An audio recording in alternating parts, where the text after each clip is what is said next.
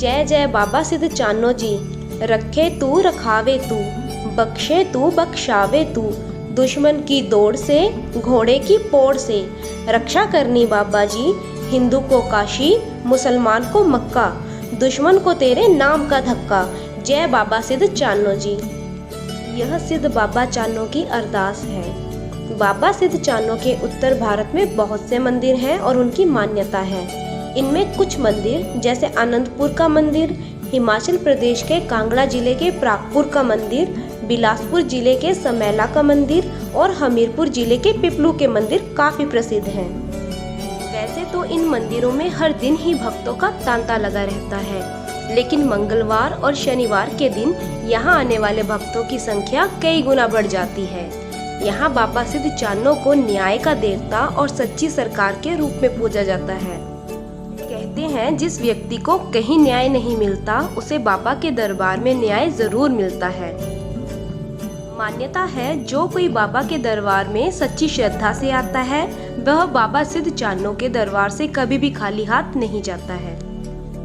कहा जाता है द्वापर युग में कैलाश नाम का एक राजा मक्का मदीना में राज करता था। वह भगवान शिव का बहुत बड़ा भक्त था। राजा कैलाश के राज्य में हर कोई सुखी था, परंतु राजा उदास रहते थे। इसका कारण राजा के मंत्रियों ने जानना चाहा और राजा को पूछा कि आपके राज्य में हर कोई सुखी है, लेकिन फिर भी आप अंदर ही अंदर दुखी दिखाई देते हैं, ऐसा क्यों है? तब राजा ने बताया कि मैं अपनी कोई संतान नहीं होने से दुखी हूँ। इस पर मंत्रियों ने कहा कि आप भगवान शिव के इतने बड़े भक्त हैं, आप भगवान शिव की शरण में जाओ, शिव जी आपकी मनोकामना जरूर पूरी करेंगे।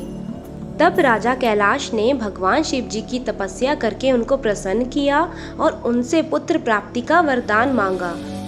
भगवान शिव ने उन्हें 4 पुत्रों का वरदान दिया और कहा कि तुम्हारा सबसे छोटा पुत्र बलशाली और विशालकाय होगा। उसके बाद राजा कैलाश की पत्नी ने 4 पुत्रों को जन्म दिया। राजा के पुत्रों का नामकरण किया गया और उनके नाम कान्नो, बानो, सदूर और छोटे पुत्र का नाम चाणूर रखा गया। राजा के दरबार में रुक्को नाम की दाई थी जिसने इन बालकों का पालन पोषण किया। समय के साथ चारों बालक जवान हुए। चाणूर इन सब में बड़ा तेजस्वी और बलवान था। एक बार जब सभी भाई आपस में तलवारबाजी सीख रहे थे तो बड़े भाई की तलवार टूट गई। सभी बड़े भाइयों ने अपनी माता से शिकायत की कि चाणूर ने बड़े भाई की तलवार तोड़ दी। जब यह बात माता ने सुनी तो उनको बहुत आश्चर्य हुआ कि छोटा सा बालक तलवार कैसे तोड़ सकता है। उन्होंने सभी बालकों को समझा बुझाकर बाहर भेज दिया। इसके बाद सभी भाई चाणूर से ईर्ष्या करने लगे। एक बार माता अंबरी ने चाणूर को बगीचे से फल लाने के लिए भेजा, लेकिन फल पेड़ पर बहुत ऊंचे लगे थे। बालक चाणूर के फल तक हाथ नहीं पहुंच पाने के कारण वह पेड़ को जड़ से उखाड़कर माता के पास ले आए। यह देखकर माता हैरान रह गई। उनके भाइयों को यह डर सताने लगा कि अगर चाणूर की ताकत ऐसे ही बढ़ती गई तो एक दिन वह उनका राजपाट छीन लेगा और उनको राज्य से बाहर निकाल देगा। इस पर बड़े भाइयों ने चाणूर को अपने से अलग करने की योजना बनाई। एक दिन चारों भाई शिकार खेलने के लिए निकले। सभी भाई चाणूर की ताकत से भली भांति परिचित थे। शिकार पर जाते समय उन्हें रास्ते में मरी हुई हथनी पड़ी मिली, जिसके कारण रास्ता बंद था। सभी भाई वहीं रुक गए। उन्हें उनकी बनाई योजना सफल होने के आसार नजर आने लगे। बड़े भाई ने कहा कि हम सब में सबसे शक्तिशाली कौन है जो हथनी को रास्ते से हटा दे। तभी बड़े भाइयों की साजिश से अनजान चाणूर ने हथनी को उठाया और आसमान की ओर फेंक दिया। तभी बड़े भाइयों ने कहा कि तूने ये क्या कर दिया? मरे हुए जानवर को उठाना क्षत्रियों का कार्य नहीं है। आज से तुम अछूत हुए। हमारे साथ उठने बैठने और खाने पीने का अधिकार तुम खो चुके हो। उसी समय बड़े भाइयों ने चाणूर को अपने से अलग कर दिया। जब यह बात राजमहल पहुंची तो राजा ने तीनों भाइयों को समझाने का बहुत प्रयास किया, लेकिन वह नहीं माने। इस बात पर एक सैनिक जिसका नाम चोपड़ था ने झूठी गवाही दी, जिसके बाद यह फैसला किया गया कि चाणूर को चौथे पहर अपने साथ मिलने का अधिकार दिया जाए। अब चाणूर चौथे पहर का इंतजार करने लगे, लेकिन जब चौथा पहर आया तो बड़े भाइयों ने चालाकी से कह दिया कि चौथे पहर नहीं बल्कि चौथे युग से मिलने की बात कही गई थी। अपने भाइयों के इस व्यवहार से दुखी होकर चाणूर ने संन्यास ले लिया और जंगलों की ओर चल पड़े। ऐसा माना जाता है कि जंगलों में बाबा चाणूर ने भगवान शिव जी की घोर तपस्या की और शिव जी से अनेक शक्तियां हासिल की। भगवान शिव जी से प्राप्त शक्तियों से बाबा चाणूर ने दीन दुखियों की सहायता की और उन्हें न्याय दिलाया।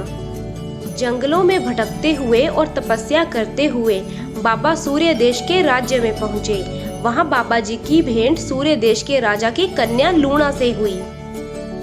राजकुमारी लूणा ने बाबा चाणूर की सुंदर और सुडौल कद काठी देखकर उनसे विवाह करने का प्रस्ताव रखा, लेकिन बाबा ने यह कहकर मना कर दिया कि मेरा रास्ता भक्ति का है। तब राजकुमारी लूणा ने उन्हें यह आश्वासन दिया कि वो उनके रास्ते में नहीं आएगी, तो बाबा जी शादी के लिए तैयार हो गए।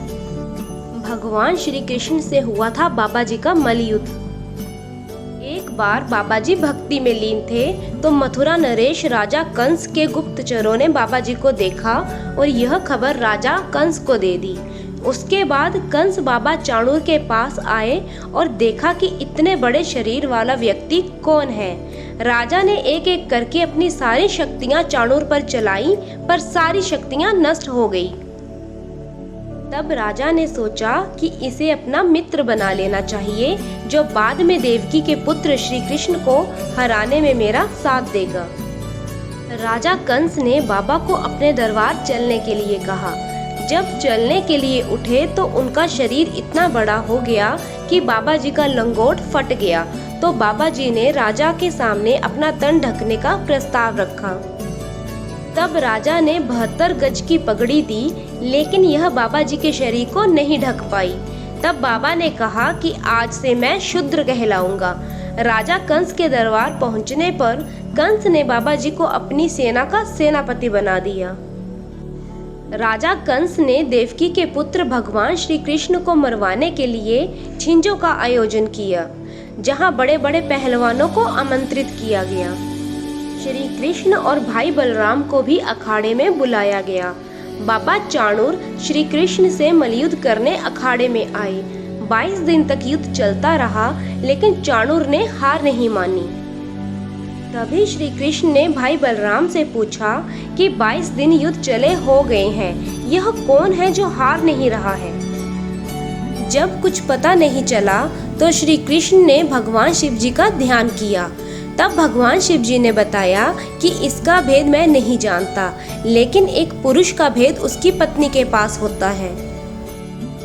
उसके बाद श्री कृष्ण मनमोहक छलिए का रूप धारण कर बाबा चाणूर की पत्नी लूणा के पास पहुंच गए और बातों में उलझाकर बाबा चाणूर की पत्नी से भेद जान लिया।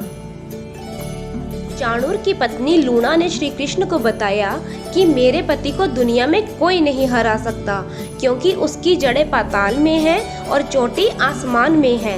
वह धरती और आसमान के बीच खड़ा है। भेद जानकर श्री कृष्ण वहां से चले गए।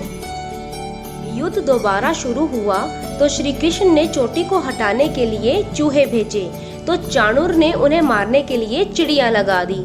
श्री कृष्ण ने पाताल से जड़ें हटाने के लिए चींटियां भेजी, तो बाबा चाणूर ने चींटियों को मारने के लिए मुर्गों को लगा दिया, जो आज भी बाबा के दरबार पर चढ़ाए जाते हैं। अब तक बाबा जी भगवान श्री कृष्ण को पहचान चुके थे। आखिर 22 दिन के बाद बाबा जी ने अपना घुटना जमीन पर लगा दिया और अपनी हार मान ली। उन्होंने श्री कृष्ण भगवान से माफी मांगी और घर चले गए। घर जाकर उन्होंने अपनी पत्नी लूणा से क्रोध में आकर कहा कि आपने मेरा भेद पराये पुरुष को बताकर अपना पत्नी धर्म खो दिया है। और जैसे ही बाबा जी ने उसे मारने के लिए हाथ उठाया, उसी समय भगवान श्री कृष्ण मनमोहक रूप में प्रकट हुए।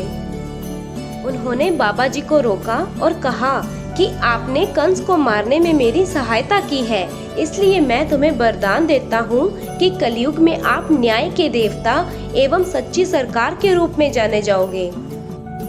जिस भी व्यक्ति को कभी भी न्याय नहीं मिलता हो, वह आपके दर पर आकर न्याय पाएगा।